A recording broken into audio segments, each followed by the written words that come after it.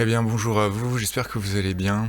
Ici Damien pour Emelior et aujourd'hui je voulais vous parler effectivement de l'idée de faire quelques silences.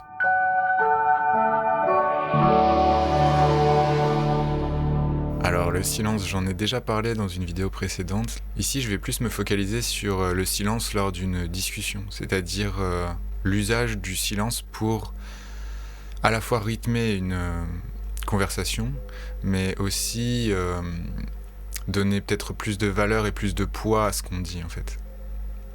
Vous voyez là, rien que le fait de laisser 1 ou 2 secondes de silence, ça laisse comme je sais pas comment dire en fait, comme une traînée ou je sais pas, quelque chose qui fait que ça prend plus de place et du coup ça nous permet de réfléchir aussi. Alors ça nous permet de réfléchir aussi bien nous quand on parle que la personne à laquelle on s'adresse, ça lui permet de s'entendre penser. En fait, ça lui permet d'avoir des idées et du coup de développer d'autant plus une conversation intéressante aussi bien pour les deux personnes. Alors pourquoi je vous parle de ça? C'est parce qu'en fait en ce moment je monte des séances, de méditation, d'hypnose, des choses comme ça, et en fait si vous voulez, quand je les teste, parce que en gros je teste tout ce que je fais parce que je veux être sûr que ça fonctionne bien, et je me rends compte que, c'est la première chose que j'ai remarqué, c'est qu'il n'y avait pas assez de silence. Ça enchaînait trop, on n'avait pas le temps de se poser, vous voyez, comme de réfléchir en fait à ce qu'on entend. Et après, ça peut s'étendre à d'autres choses aussi, bien d'autres choses que juste une conversation, même si c'est déjà extrêmement vaste, vu la quantité et la variété de conversations qu'on va et qu'on peut avoir dans notre vie, mais juste dans notre journée.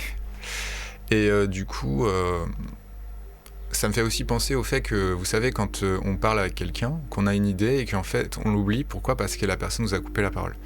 Et souvent on dit « Ah, du coup, je me souviens plus de ce que je voulais dire ».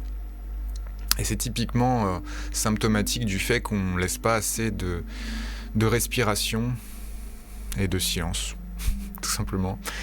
Voilà, du coup, c'était juste une petite vidéo comme ça pour vous parler de cette idée-là. Et puis, si vous pouvez tester autour de vous, je vous encourage à le faire. Je vous challenge de le faire maintenant, je vais faire des challenges à chaque fois. Essayez de le faire au moins une fois avec chaque personne avec laquelle vous parlez, ou vous dites quelque chose, et la personne s'attend à ce que vous continuez ce que vous dites, mais vous vous arrêtez. Et ensuite, vous voyez ce que ça donne, quoi. Et voilà, c'est une technique qui peut être utile pour tellement de choses. C'est tellement simple. Mais ça peut être utile pour tellement de choses comme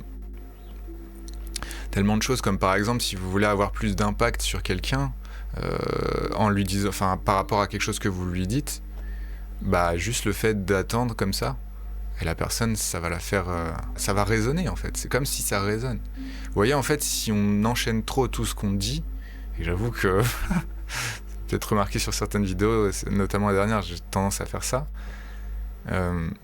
Mais en vérité, le fait d'attendre comme ça un petit peu, c'est aussi ce qui va donner le plus d'impact. Enfin, c'est clairement ce qui va donner le plus d'impact, puisque imaginez, c'est comme si vous aviez un écho, mais que vous le stoppez avant même qu'il ait le temps de se faire, de s'exprimer. Vous avez peut-être vu ça, c'est assez connu, vous savez, les gens qui vont dans les montagnes, qui crient et qui entendent l'écho. Je trouve ça vraiment trop bien d'ailleurs. C'est un peu ça en fait, c'est qu'on attend que l'écho se fasse. Voilà, que ça résonne, comme un raisonnement. D'ailleurs, ça me fait aussi penser, comme je pratique la musique, notamment un peu en live, ça c'est quelque chose que moi-même j'avoue que je suis pas forcément très doué à maîtriser, c'est l'art du silence aussi dans la musique, c'est pareil. C'est-à-dire que si vous jouez tout le temps un instrument, il n'y a pas de respiration, alors que si vous jouez, hop, une petite mélodie, vous arrêtez, et vous reprenez. Pour certains instruments, après ça dépend ce que vous faites, ça dépend du style, ça dépend de plein de choses bien entendu. Mais c'est vraiment quelque chose qui joue en fait dans l'appréciation qu'on va avoir de la musique. Alors aujourd'hui, encore une fois, ça j'en ai parlé dans la page 2, mais c'est vrai qu'il n'y a pas tant de musique qui se prête à ça, on va dire, dans les musiques les plus couramment à la radio, etc. Mais tout ce qui est jazz, surtout musique classique, c'est très utilisé. D'ailleurs, il y a dans les partitions de musique classique, si je puis dire, les partitions telles qu'elles sont écrites occidentalement, je dirais. Je sais même pas exactement d'où ça vient, ça faudrait que je... Mais vous avez les silences, les soupirs, tout ça c'est des pauses. Une pause aussi je crois. Enfin, vous en avez plein, enfin, les noms diffèrent en fonction de la durée. Et effectivement c'est très utile et très utilisé dans la musique. Et ça permet effectivement de rythmer aussi. Voilà, c'est toujours un peu la même idée, vous savez, c'est entre l'action et j'allais dire la passion. Enfin, c'est actif-passif, c'est ça que je voulais dire.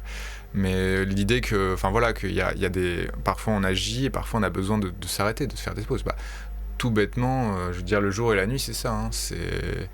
Peut-être dans l'autre sens, c'est mieux.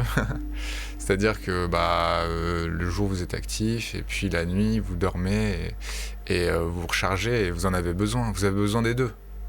Vous avez besoin des deux pour vivre, quoi. Quoi qu'il en soit, j'espère que ça aura pu vous intéresser, et ça aura pu vous servir aussi. Vraiment tester, hein. Franchement, vous allez voir. Alors, il y a l'écoute aussi. Ça, je ferai une vidéo, peut-être même la prochaine, à ce sujet, sur l'écoute. C'est super important, ça. C'est très lié, tout ça. Puisque finalement, quand on fait des silences, c'est comme si on est à l'écoute. On laisse les gens être à l'écoute aussi, nos interlocuteurs.